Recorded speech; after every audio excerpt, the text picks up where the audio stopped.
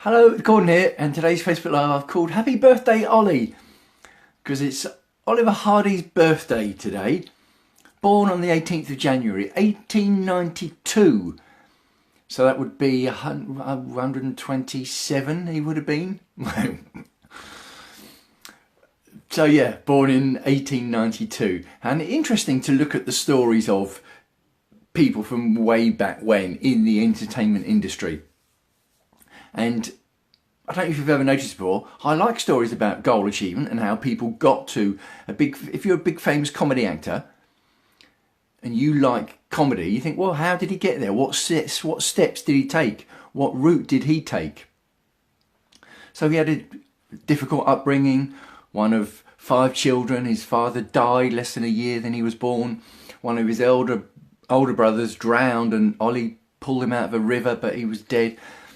You know, not very good at school, challenging times.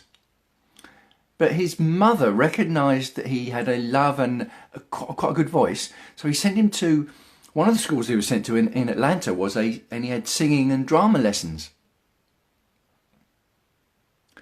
And he ended up working in a theatre in Georgia, and he was a projectionist and taking the tickets, and he would tell people that he thought he could do a better job than the actors on the screen. And that's something a lot of people who start out in the entertainment industries look at people that they enjoy and think, oh, actually, I could do a better job than that. So he started working in movies. A friend said to him, why don't you move to Jacksonville where there's some movies being made? So he did. And ended up in some movies, and he ended up moving to New York and then back to Jacksonville and then moved to Los Angeles. Hang on, Los Angeles? Yes, because that's where the burgeoning film industry was sort of coagulating and forming there. And that was in 1917. He moved to Los Angeles. And in those days, you wanted to go somewhere. People said, this is what I want to do. People said, well, this is where you should go, and people just went and moved there because they didn't necessarily have a lot to leave behind. So everything was a lot more fluid back then. But the point is still valid today. That it could be that if you want to do something, people say, well, you're going to have to move. You can't do it staying in your area. The opportunity isn't there. So you're going to have to move to where the opportunity is. And in today's world of entitlement, people say, no, the opportunity should have to come to me. Well, it doesn't work like that. You've got to be prepared to sacrifice things and risk things and take on the challenges and move to where the opportunity is, if you're going to be even in with a chance of taking advantage of the opportunity. So yes, once he'd moved to Los Angeles, he'd already been in lots of little movies and sort of established himself as an actor. He played a lot of sort of villains and heavy parts because he was a big man. And he ended up doing various scenes with another actor called Stan Laurel as they were going along. Lots of young actors trying to make their way in this new industry.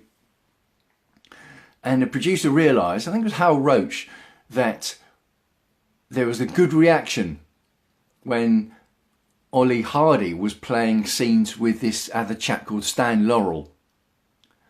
So he put them together. I thought, let's see what happens if they make a movie together. And as they say, the rest is history. Because they went on to be one of the most famous names in the music industry, in the movie industry. And I've got to be honest, growing up for me, Laurel and Hardy was a big influence on me. The black and white movies on TV and the slapstick comedy, a big influence on me.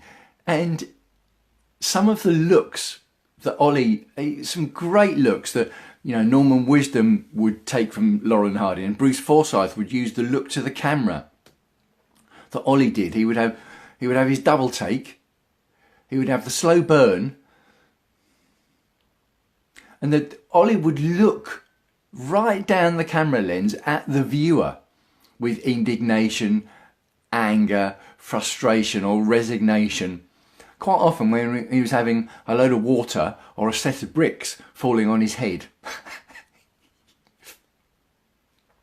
And even to this day, on Ollie's birthday, 18th of January 2019, I will look at a situation and think, well, how would Ollie react?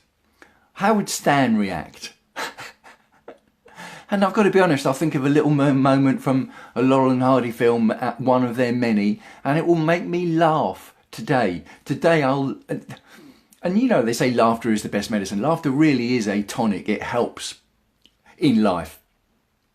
And I will be laughing today thinking about an Oliver Hardy moment from a Laurel and Hardy film. My favourite Laurel and Hardy films, well, there's maybe three top. The Music Box, where they're hauling a piano up a flight of steps, which won an Oscar, by the way. It was their only film that won an Oscar. A Laughing Gravy is one of my favourites in the snow. So if you're going to look out any Laurel and Hardy movies, maybe Laughing Gravy, but why not check out The Music Box and see if it makes you giggle? Or message me, let me know what your favourite Laurel and Hardy film is, and I'll let you know a few more of mine. But anyway, yes, happy birthday, Ollie. Thanks for the giggles. And it's an interesting goal achievement point as well, isn't it?